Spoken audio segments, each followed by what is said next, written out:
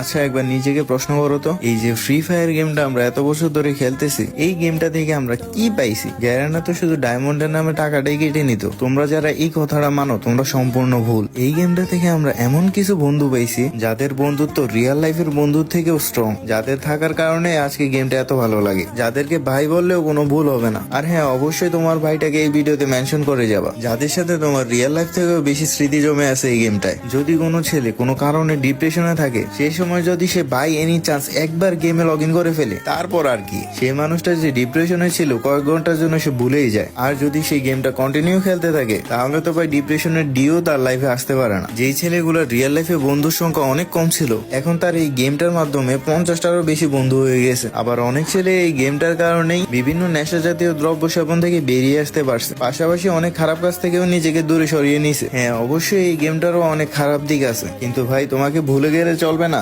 আমাদের এই দুনিয়ার সবকিছুরই যদি ভালো দিক থাকে, তাহলে অবশ্যই খারাপ দিকও থাকেই। সুতরাং এই গেমের খারাপ দিকগুলো আলাদা করে হাইলাইট করার কিছুই নেই। আর হ্যাঁ, এই গেমটা আমাদেরকে যা দিছে সেটাও আমরা কোনোদিন পরিশোধ করতে পারবো না। তোমাদের ভাইদের মেনশন দিতে ভুলবে না কিন্তু।